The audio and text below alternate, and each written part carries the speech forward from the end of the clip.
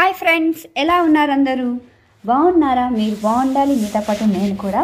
First time Srikakulam అమ్మాయి channel చూసారు, subscribe చేయండి. అలాగే పక్కన బెల్ ఐకాన్ క్లిక్ చేయండి, లైక్ చేయండి, షేర్ చేయండి. ఏమైనా చెప్పాలనుకుంటే కామెంట్ బాక్స్లో కామెంట్ చేయండి ఫ్రెండ్స్. అలాగే నన్ను ఆదరిస్తున్న మీ అందరికీ థ్యాంక్ యూ వెరీ మచ్. ఇలాగే సపోర్ట్ చేస్తూ ఉండండి. నా ఇన్స్టాగ్రామ్ ఐడి మీ అందరికీ తెలుసు, శ్రీకాకుళం అమ్మాయి. దాన్ని కూడా మీరు ఫాలో అవ్వండి. అలాగే సబ్స్క్రైబ్ చేసుకున్న వాళ్ళందరికీ కూడాను నా వీడియో రావట్లేదని చాలామంది అంటున్నారు. దానికి గల కారణం ఏంటంటే మీరు బెల్ ఐకాన్ క్లిక్ చేయట్లేదు. దాన్ని గట్టిగా క్లిక్ చేస్తే ఆల్ అని వస్తుంది. ఆల్ అని క్లిక్ చేస్తేనే నేను చేసిన ప్రతి వీడియో మీ మొబైల్లో టింగ్ మని మోగుతుందనమాట. మరి ఇప్పుడైతే మన సబ్కాన్షియస్ మైండ్కున్న శక్తి, అదే మీ సుప్తచేతనాత్మక మనసుకున్న శక్తి, మరి దాని గురించి చాలా విషయాలు మనం తెలుసుకున్నాము. ఇదివరకే చాలా మంది చెప్పిన విషయం ఏంటంటే మనం ఏం అనుకుంటే అది జరుగుతుంది, అదే యద్భావం తద్భావతి అని. మరి ఇలా బుక్లో చాలా విషయాలు నేర్చుకున్నాను, అలాగే మీతో షేర్ చేసుకుంటున్నాను. మరి ఆ అవకాశాన్ని మీరు ఇచ్చిన మీ అందరికీ, అలాగే ఈ విశ్వానికి కృతజ్ఞతలు. తన చెడ్డ స్వభావాన్ని అతను ఎలా అధిగమించాడు అనేది ఈ బుక్లో ఒక చాప్టర్ అనమాట. మరి ఎలా అధిగమించాడో అనేది మీకు తెలుసుకోవాలని ఉంటే ఈ వీడియో తప్పకుండా ఫస్ట్ నుంచి లాస్ట్ వరకు వింటారని, అలాగే చూస్తారని ఆశిస్తున్నాను. నాతో సంప్రదించడానికి ఒక ఆయన నా దగ్గరికి వచ్చాడు. అతని వైవాహిక జీవితం, వ్యక్తి జీవితం రెండూ తీవ్రమైన కష్టాల్లో ఉన్నాయి. హ్యూమ్ డీకున్న సమస్య, అతను ఎప్పుడూ చిటపట్లాడుతూనే ఉంటాడు. వేగంగా కోపం వచ్చేస్తుంటుంది. ఆ విషయం అతనికి తెలుసు. కానీ ఎవరైనా అతనితో అది చర్చించడానికి దిగితే అతను కోపంతో ఊగిపోతాడు. ప్రతి ఒక్కరూ తననే తప్పు పడుతున్నారని, వారి నుంచి తనను తాను రక్షించుకోవాలని అతను నిరంతరం తనకు తానే చెప్పుకునేవాడు. ఈ వ్యతిరేక స్వయం సూచనను ఎదుర్కోవడానికి నేను అతన్ని సానుకూల స్వయం సూచనను ఉపయోగించమని సలహా ఇచ్చాను. రోజుకి చాలాసార్లు పొద్దున్న, మధ్యాహ్నం, రాత్రి నిద్రపోయే ముందు అతను పదే పదే తనతో ఇలా చెప్పుకోవాలి. అదేంటంటే, ఇప్పటి నుంచి నేను ఒక మంచి స్వభావాన్ని అలవర్చుకుంటాను. ఆనందం, సుఖ సంతోషాలు నా సామాన్య మానసిక స్థితులకు రూపొందుతున్నాయి. ప్రతిరోజు నేను మరింత ప్రేమించబడేలా, మరింత స్నేహ స్వభావం కలిగి ఉంటాను. నా చుట్టూ ఉన్నవారి ఆనందానికి, సద్భావనకి కేంద్ర బిందువులా ఉంటాను. నా సత్ప్రభావంతో వారిని ప్రభావితం చేస్తాను. ఈ ఆనందమైన, సంతోషకరమైన స్వభావం నా సామాన్య సహజ మనస్థితిగా మారుతుంది. నేను ఎంతో కృతజ్ఞతగా ఉంటాను అని. ఒక నెల తర్వాత అతని భార్య, అతని సహోద్యోగులు ఇప్పుడు అతనితో కలిసిమెలిసి ఉంటూ ఎంతో హాయిగా ఉందని అనసాగారు. మరి ఇలా ఎందుకు సలహా ఇచ్చారంటే, అతను ఇలా అనుకోవటం వల్ల, పదే పదే మనలో తపన పడటం వల్ల మన మనస్సు అనేది, మన సబ్కాన్షియస్ మైండ్ అనేది మనని ఎలా సపోర్ట్ చేస్తుంది అనేది ఈ వీడియోలో అతను చక్కగా వివరించారనమాట. మరి బాహ్య సూచన మీద కొన్ని వాక్యాలు. బాహ్య సూచన అంటే మరో వ్యక్తి ఇచ్చిన సలహా. అన్ని యుగాల్లోనూ, ప్రపంచంలోనూ, ప్రతి ప్రాంతంలోనూ సూచనకున్న శక్తి మానవజాత జీవితంలో ఆలోచనను ప్రముఖ పాత్ర నిర్వహిస్తుంది. రాజకీయ సాంప్రదాయాలు, మత విశ్వాసాలు, సాంస్కృతిక ఆచారాలు అన్నీ బాహ్య సూచనలకున్న శక్తి మూలానే అభివృద్ధి చెందుతూ నిలకడగా ఉంటున్నాయి. అదేనండి సలహాలు. మనల్ని మనం క్రమశిక్షణలోనూ, ఆధీనంలోనూ ఉంచుకోవడానికి సూచనను ఒక పనిముట్టిగా వాడవచ్చు. అంతేకాదు, దాన్ని ఇతరులను, మనసుకు సంబంధించిన నియమాల విషయం వారికి అర్థం కాని వారిని అదుపులో ఉంచడానికి కూడా ఉపయోగించవచ్చు. దాని నిర్మాణాత్మకమైన, సృజనాత్మకమైన రూపంలో అది అద్భుతంగాను, బ్రహ్మాండంగాను ఉంటుంది. దాని ప్రతికూల అంశాల్లో అది మానసిక స్పందనల నమూనాలన్నింటిలోకి అత్యంత వినాశకారి. దుఃఖం, పరాజయం, బాధ, రోగం, దుర్ఘటన లాంటివి దాని ఫలితంగా కలగవచ్చు. మరి వీటన్నింటిలో దేన్నైనా స్వీకరించారా? అదేనండి, ఇంతకు ముందు నేను చిన్న షార్ట్రీలో పెట్టా కదా, అదే మన పుట్టినరోజు నుండి వ్యతిరేక సూచనలు మన మీద దాడి చేస్తూనే ఉన్నాయి. వాటిని ఎదుర్కోవడం ఎలాగో తెలియక మనం అనాలోచితంగా వాటిని ఒప్పుకుంటాం. వాటిని మనం అంగీకరించేలా మన పరిస్థితులు కానీ, బయట ప్రభావాలు కానీ, మనుషులు కానీ, పరిస్థితులు కానీ తీసుకొచ్చేస్తుంటారు.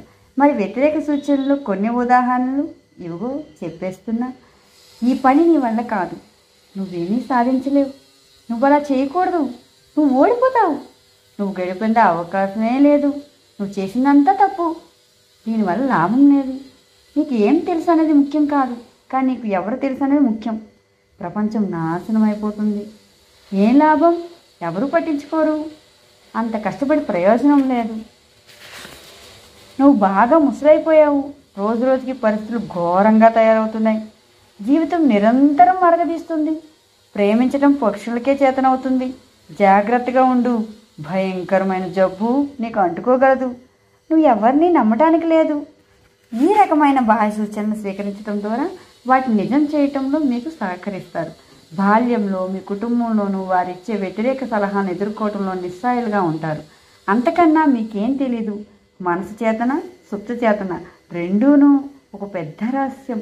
దాని గురించి ఆలోచనే చేయరు. మరి ఆలోచించేలా నేను చేస్తాను కదా. అయితే పెద్దయ్యాక మీకు ఏం ఎంపిక చేసుకునే సామర్థ్యం ఉంటుంది.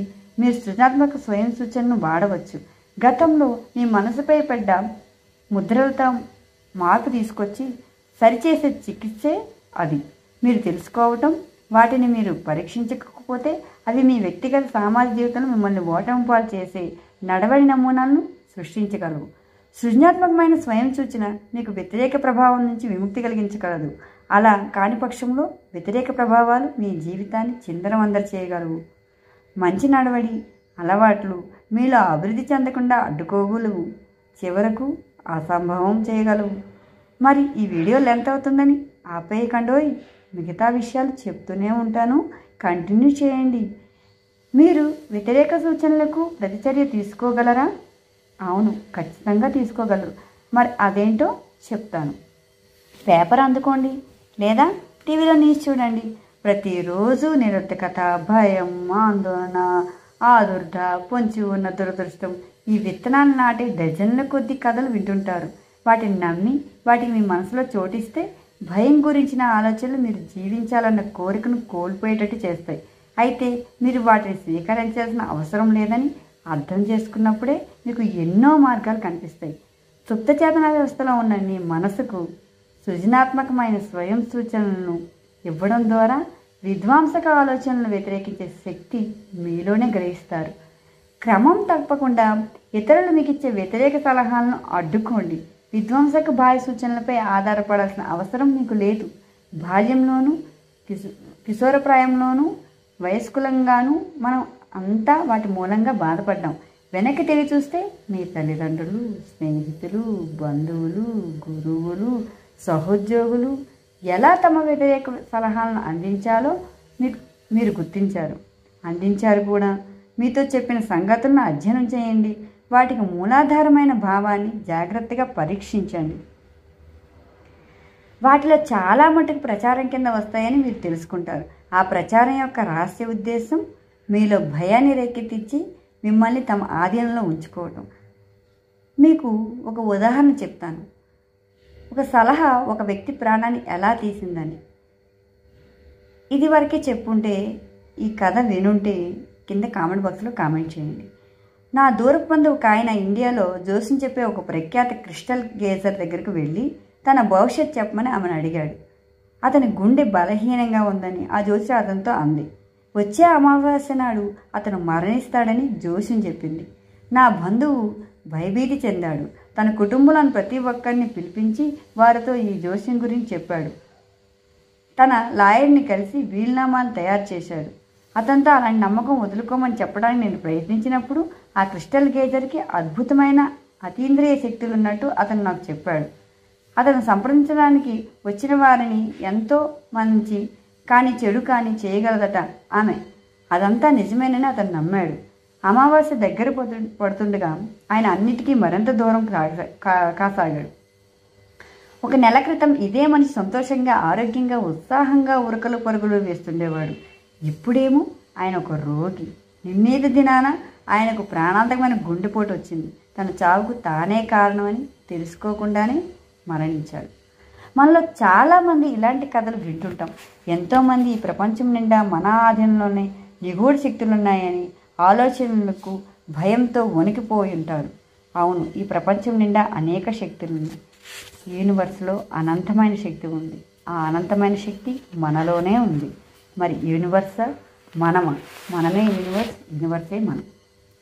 శుద్ధజాతక వ్యవస్థలో ఉన్న మనసుకు పనిచేసే తీరు ఆధారంగా మనం ఇప్పుడు జరిగిన సంఘటన కేసు మరోసారి చూద్దామా. ఒక వ్యక్తి యొక్క చేతనాత్మక తార్కిక మనసు నమ్మించేదాన్ని సుప్తాత్మక మనసు గ్రహించి అది చెప్పినట్టు నడుచుకుంటుంది. ఇలా ప్రతి వ్యతిరేక భావనకి నీ మనసే కారణం. నీ మనసే ద సబ్ కాన్షియస్ మైండ్. నువ్వు ఏది ఆలోచిస్తావో అదే నీ వెంట నడుస్తూ వస్తుంది. ఒక ప్రధాన ఆధారాంశం యొక్క శక్తి. మరి అది ఏంటి? దాని గురించి చర్చించేద్దామా? అయ్యో, ఇంకా వీడియోలు అంతా ఎక్కువైపోతుందే. సరే, దీంతో ముగించేస్తాను. ప్రతి సుగుణం ప్రశంసనీయమే. జాలిగుండ ఒక సుగుణం, అందుకే దయాగుణం ప్రశంసనీయం. ఏర్పడ్డ వస్తువులన్నీ మార్పు చెందుతాయి, కాలగర్భంలో కలిసిపోతాయి. ఈజిప్టులోని పిరమిడ్లు నిర్మించబడ్డాయి, అందువలన పిరమిడ్లు కూడా రూపుమారి అంతరిస్తాయి.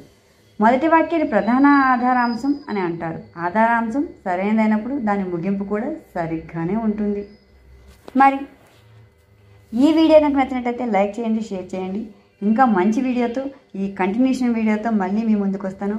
అంతవరకు నన్ను ఇలాగే ఆదరిస్తూ అభిమానిస్తూ ఉండండి. Thank you universe, thank you all, thank you so much. Bye bye.